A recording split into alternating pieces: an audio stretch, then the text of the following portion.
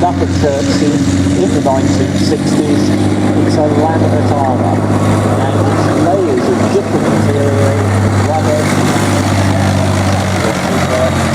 In the back, straight six petrol engine, two guys in the front, about an inch of armour plate to stop a bullet at the front there, and off you went and found the enemy. You had speed in that vehicle. You could whip around the battlefield up to about 55 miles an hour, and you actually had a petrol engine in the back, and the British Army decided to go for diesel. Behind the ferret we got Saladin, slightly bigger vehicle, different way of doing reconnaissance, because and at times amazingly was also used for reconnaissance.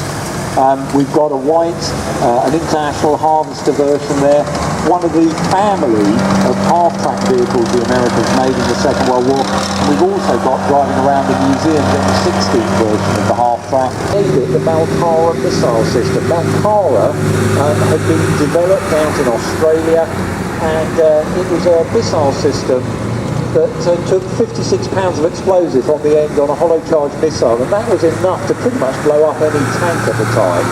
They used it on the Russians gave the plans of their T-54 tank to China, and as the factory was set up, early parts were sent from Russia and they were put together in China.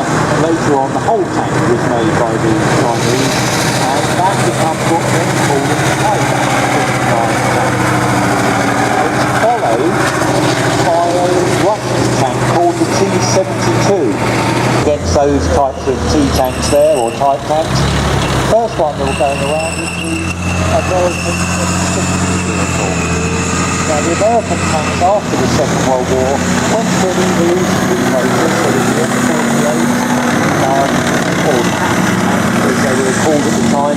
They gave that name patent for a number of the vehicles. And the downside of those cupolas, in some of the crew reports, they didn't like them as much because they found that the commander not being in eye line with the crew sometimes made them feel sort of disassociated with the rest of the crew. And in the stress of battle, that was considered quite important thing sometimes to have a little or reassured slip.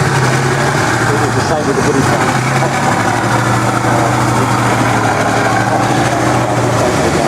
The infantry needed a mobile machine gun post to go forward, suppress the enemy position,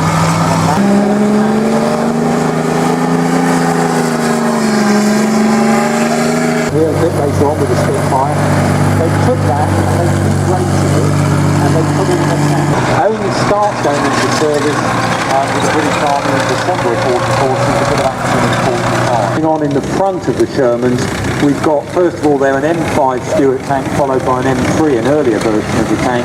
Again, these all display brilliant features of American automotive design. The idea was, in the 1930s, the Americans thought they had to go to war, but they had a very small cadre army. In other words, a very small army that was there to test it. And the American war, by the end of the war, they'd made over 68,000 vehicles. And that was an amazingly quick ramping up of production. More quickly using your speed to get out of trouble. Again, as I said earlier, it was a good theory, but really didn't always work in practice. But the Hellcat of all the American tank destroyers, they had the M10 with a 3-inch howitzer on it, which we converted for our 17-moving trials of the T-34. We drive one of these vehicles a great distance. In the process, he catches pneumonia and sadly dies. But his design is taken, and we're very lucky to have them here today. What we try and do is they've got a number of shows they go to, and we can never quite rely on what vehicle or what era.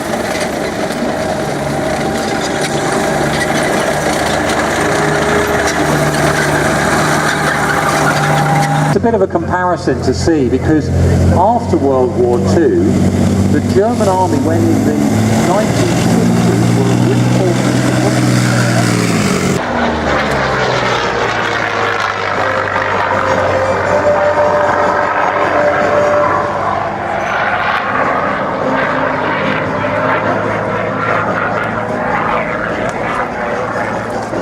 Enjoy the a special sight.